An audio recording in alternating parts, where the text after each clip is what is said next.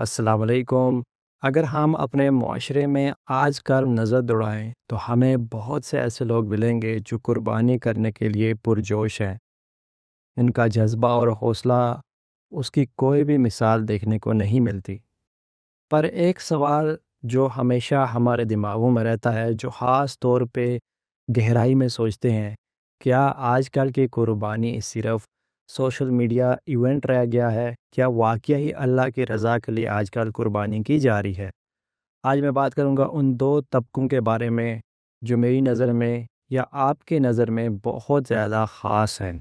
سب سے پہلے بات کرتے ہیں ہم اس طبقے کی جس کے پاس اللہ تعالیٰ کا دیا ہوا سب کچھ ہے، یعنی کہ ان کے پاس مال و دولت کی کمی نہیں ہے، اور نہ ہی ان کے پاس کوئی ایسی شے ہوگی جو شاید اس کی وہ خواہش کرتے ہوں پوری نہ ہو رہی ہو، یعنی کہ بہت زیادہ امیر لوگ ہوں گے، لیکن سارا سال ان کا پیسہ تجارتوں میں دبا رہتا ہے، بینکوں میں دبا رہتا ہے،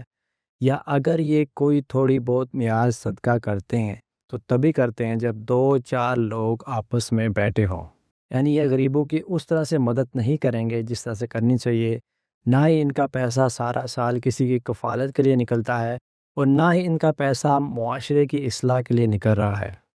اگر دیکھا جائے تو یہ مالی مدد اگر چھپا کے کریں گے تو اس میں ان کی ایگو، ان کی انا سیٹسفائیڈ نہیں ہوتی، پر کیونکہ قربانی ایک ایسا ایونٹ ہے جہاں پہ یہ دبا کے اور پورے جوش کے ساتھ خرچے کرتے ہیں اور لاکھوں کے جانور لاتے ہیں، اور درجنوں کے حساب سے ان کے پاس جانور ہوتے ہیں، بے شک وہ بکری ہو، بیل ہو، یا پھر کوئی بھی چھوٹا بڑا دمبا وغیرہ کہہ سکتے ہیں۔ ان کے پاس بہت سے جانور ایسے ہوتے ہیں۔ جو ہی قربانی کے دن پاس آتے ہیں اور عید الاضحیٰ آتی ہے، ان کا دبا ہوا پیسہ نمایاں ہونا شروع ہو جاتا ہے، کیونکہ اللہ کی رضا سے زیادہ لوگوں کی نظروں میں اپنا وقار بلند کرنا ہے، لوگوں کے سامنے اپنے آپ کو بڑا دکھانا ہے۔ مہنگے ترین بیل اور بکرے آپ دیکھیں گے ان کے گھروں کے سامنے باندھے ہوں گے۔ ان کا مقصد قربانی میں اپنے آپ کو کمپٹیشن میں سب سے اوپر رکھنا ہوتا ہے، کہ محلے میں یا پورے رشتہ داروں میں میرا بیل سب سے ہیوی ہے، میرا بیل سب سے موٹا ہے، اور میرے پاس سب سے زیادہ جانور ہیں۔ آپ ان لوگوں کو جج کریں گے یا نہ کریں گے، لیکن ان کی عادتوں سے آپ کو پتہ لگنا شروع ہو جائے گا کہ آس پاس محلے میں لوگوں کو بلا کے اپنے گھر دعوت دیں گے، خاص طور پہ قربانی سے پہلے یہ لوگوں کی دعوت کریں گے، اپنے رشتہ داروں کو بلائیں گے کہ ہمارے گھر آئیں تو صحیح، میل جول بڑھائیں۔ لیکن جو ہی آپ ان کے گھروں میں جاتے ہیں تو ان کی نمائش ان کے خریدے ہوئے جانور نظر آنا شروع ہو جاتے ہیں۔ ان کی نمائش ان کے خریدے ہوئے جانور آپ کو سامنے نظر آنے لگتے ہیں، اور ہو سکتا ہے کہ آپ احساس کمتری میں مبتلا ہو جائے کہ دیکھو اس کے پاس کتنا پیسہ ہے اور اللہ کی رضا کے لیے یہ کتنا زیادہ خرچ کر رہا ہے۔ پر حقیقت میں اللہ کی رضا کے لیے جو کام کیے جاتے ہیں اس میں اس طرح سے اپنے مال کو نمائش کے طور پہ پیش نہیں کیا جاتا۔ محلے والے اور رشتہ داروں کی واہ واہ کو لینے کے لیے یہ سارا کام کیا جا رہا ہوتا ہے۔ ابھی آپ کہہ رہے ہوں گے مجھے کسی کی نیت پہ شک نہیں کرنا چاہیے، بے شک ہمیں شک نہیں کرنا چاہیے، پر اگر ہم اپنے دور کے علاوہ پچھلے دور کی بات کریں، صحابہ کے دور کی، وہ بھی اس طرح سے جانوروں کی نمائش نہیں کرتے تھے، اور کسی کو پتہ بھی نہیں چلتا تھا کہ کس نے کتنے جانور اللہ کی راہ میں خرچ کیے۔ اب میں بات کروں گا دوسری طرح کے لوگوں کے لیے جو شروع سے قربانی کرتے آ رہے ہیں۔ ان کے بہتر حالات میں انہوں نے بے شمار قربانی کی،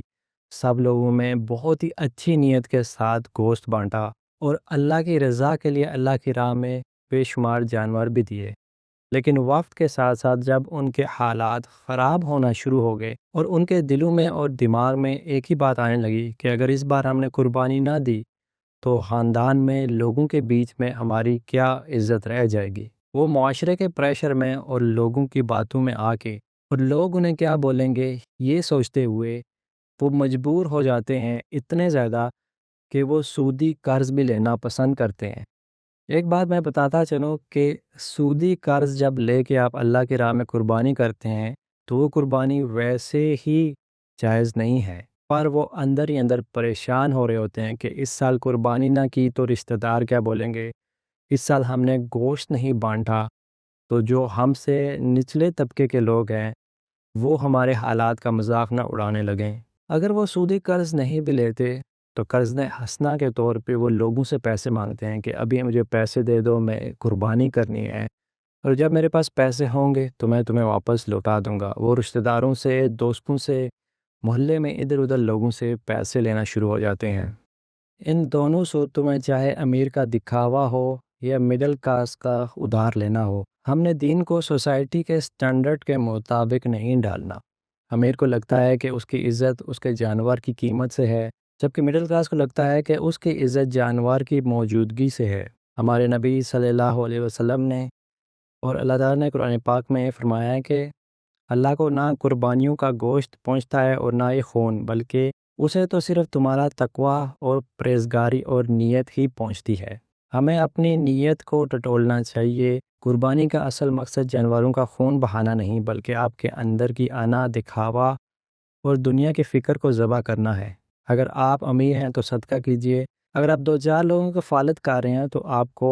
30-40 لوگوں کی کفالت بھی کر لینی چاہیے۔ سارا سال انتظار مت کیجیے کہ قربانی کب آئے گی اور میں یہاں پہ دکھاوا کروں گا۔ اگر آپ کی نیت خالص ہے اور آپ زیادہ جانور ذبح کر رہے ہیں تو آپ کو معلوم ہونا چاہیے کہ ایک جانور بھی اللہ کی راہ میں دینا بہت ہوتا ہے۔ معاشرے میں جو حالات چل رہے ہیں ان حالات کو دیکھتے ہوئے آپ کو اس سے ہٹ کے باقی جگہ پہ پیسوں کا لگانا چاہیے تاکہ معاشرے کی اصلاح ہو، معاشرے میں جو تنگی ہے اس کو دور کیا جا سکے۔ آپ کوئی کمپنی کھڑی کر کے نوکریاں دے سکتے ہیں، لوگوں کی زندگیوں کو بہتر بنانے کے لیے انہیں کام دے سکتے ہیں، ان کو چھوٹا موٹا بزنس کروا سکتے ہیں۔ آپ کا دیا ہوا گوشت تو وہ چند دن ہی کھائیں گے، لیکن آپ کا دیا ہوا کاروباری نظام یا کاروباری سوچ ان کو ہمیشہ کے لیے فائدہ دے گی۔ اور دوسرے لوگ جن کے حالات تنگ ہیں تو یاد رکھیں، اللہ آپ پر کسی ایسی چیز کا بوجھ نہیں ڈالتا جس کا بوجھ آپ اٹھا ہی نہ سکیں۔ لوگوں کے سامنے ناک کو بلند کرنا، اپنی عزت کو بڑا کرنا اور بڑھا چڑھا کے یہ سوچنا کہ اس بار ہم نے قربانی نہ دی تو ہمارے رشتہ دار کیا سوچیں گے، اور آپ قرض لینا شروع کر دیتے ہیں۔ کبھی کبھی قرض ایسا بڑا ہوتا ہے کہ آپ اس کو پورا بھی نہیں لٹا سکتے، اور سودی قرض سے لی ہوئی قربانی تو ایسے بھی قبول نہیں ہوتی۔ اس سال قربانی کو صرف دکھاوے کے لیے نہیں بلکہ اللہ کی رضا کے لیے کریں۔ السلام علیکم ورحمۃ اللہ وبرکاتہ۔